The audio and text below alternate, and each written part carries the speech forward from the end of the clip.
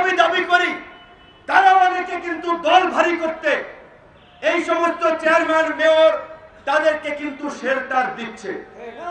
এই operation devil hunt কিংবা এই যে বিভিন্ন ভাবে যারা গ্রেপ্তার হচ্ছে, খোঁজ নিয়ে দেখেন থানায় কারা ছাড়াতে যাচ্ছে। এমনকি এদের মামলাগুলো জামিনের জন্য কোর্টে কারা দাঁড়াচ্ছে।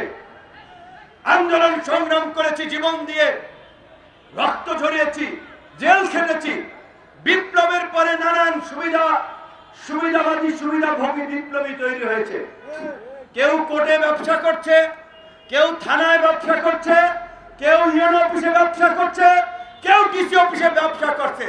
এই বিপ্লবের নামের নব্য ব্যবসায়ীদেরকে আপনাদেরকে রুখে দিতে হবে। এই দেশের একমাত্র রাজনৈতিক দল গণ অধিকার পরিষদ, যারা কোন সরকারি সুবিধা, গোয়েন্দা সংস্থার প্রেসক্রিপশন, বিদেশি মিশনের পরামর্শে তৈরি হয় নাই।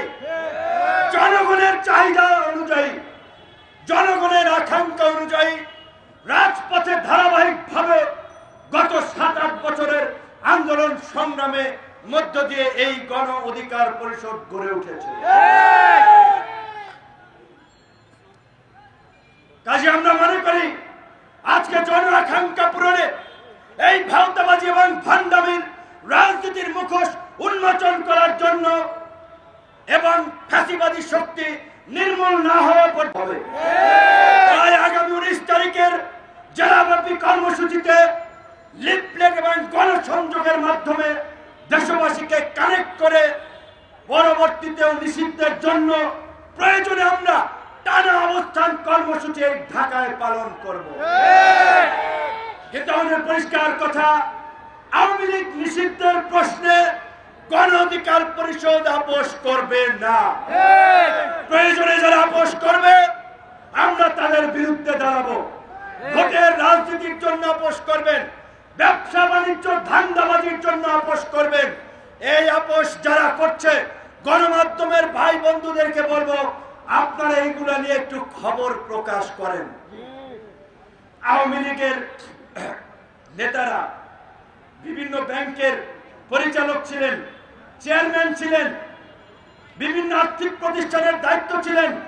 এই গণঅভ্যুত্থানের পরেও ওয়াল তবিয়াতের থেকে চেকের মাধ্যমে বিভিন্ন ব্যক্তিকে ব্যবহার করে হাজার হাজার কোটি টাকা উঠিয়ে নিয়ে গেছে। আপনারা জানেন, এই খবর তো আম জনতা আমরা রাখি না।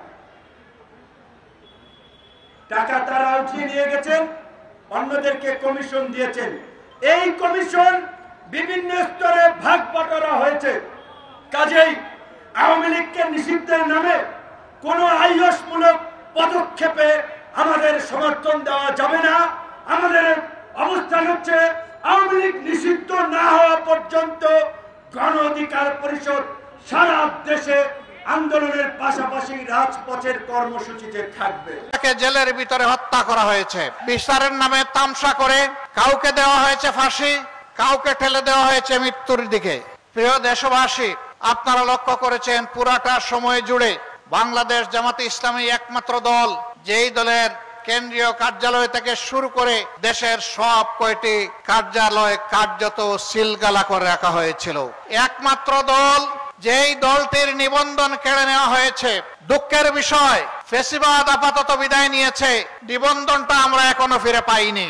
এখনো সেই নিবন্ধন ফিরে পাওয়ার জন্য আমাদেরকে আদালতে লড়াই করতে হচ্ছে। এটি বাংলাদেশের জন্য লজ্জার বিষয়। যাদেরকে দেশপ্রেমের কারণে, যাদেরকে অন্যায়ের কাছে, ফ্যাসিবাদের কাছে মাথা নত না করার কারণে যাদের নিবন্ধন কেড়ে নেওয়া হলো, তাদের নিবন্ধনটা পরিবর্তনের সাথে সাথেই তাদের হাতে ফেরত দেওয়া উচিত ছিল। আমরা সরকারের কাছে দাবি জানাচ্ছি, অবিলম্বে আমাদের পাওনা আমাদের কাছে দাবি সহ জনাব আজহারুল ইসলামের মুক্তির দাবিতে মাঠে নামতে বাধ্য হবে। বাংলাদেশের মানুষ মঈন ফখরুদ্দিনের দুঃশাসনের 2 বছর, পরবর্তী শেখ হাসিনার ফ্যাসিজমের 15.5 বছর, এই 17.5টি বছর ভীষণ কষ্ট এবং যাতনার মধ্যে ছিল। এই সময়ের ভিতরে অসংখ্য আল্লাহর বান্দাবান্দি খুন হয়েছেন, গুম হয়েছেন, আয়নাগরের বাসিন্দা হয়েছেন, পঙ্গু হয়েছেন,